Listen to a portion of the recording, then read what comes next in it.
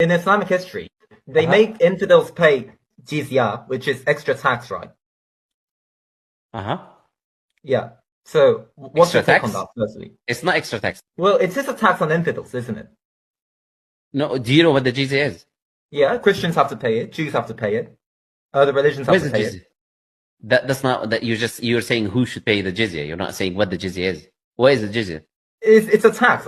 That's what I'm saying. What kind of tax and why is it applied? It's just a tax levied on infidels, right? Not right. That's incorrect. Yeah. Allah Azza wa Jal mentions the jizya in the Quran, in chapter 9 of the Quran. It's a tax for specific type of people. Who are those people? They are the military-aged male combatants. So children, women, old people who are poor, who have no money, anyone who has zero money to pay, anyone who's like, let's say, a priest or a monk who doesn't work or whatever, all of these categories of people are exempt from the jizya. The people who are not exempt from the jizya are the military-aged male combatants. Why do they pay the tax? They pay the tax because in return of that tax, it's a tax of protection. So if a war happens, Muslims will go and fight and die for those non-Muslims who will be safely in the Muslim land while Muslims are fighting on their behalf to protect them.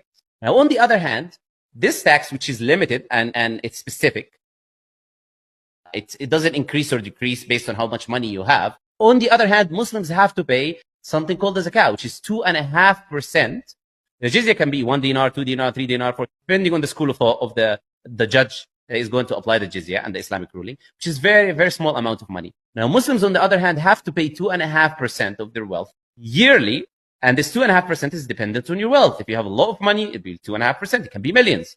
Now, it fluctuates and it can be different based on the amount of savings and money that you have as a person. On the other hand, the non-Muslim who is living, a woman doesn't need to pay the jizya. A child doesn't need to pay the jizya. An old, poor man doesn't need to pay the jizya. All of these people don't need anything.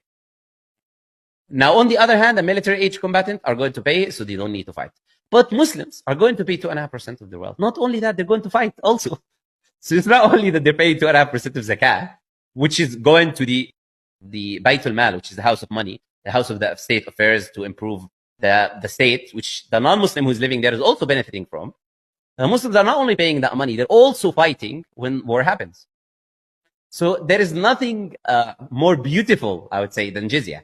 And that's why the Jewish people, for example, who were running away from Christians, like yourself, from the Crusades, and they went to Morocco and they begged, said, please, let us pay the jizya, because you know the jizya is a very small amount of money. The only military-age combatants will pay, and take us in and protect us from those Crusades who want to chop our heads off with words of, oh, we love everyone and peace and love and whatever.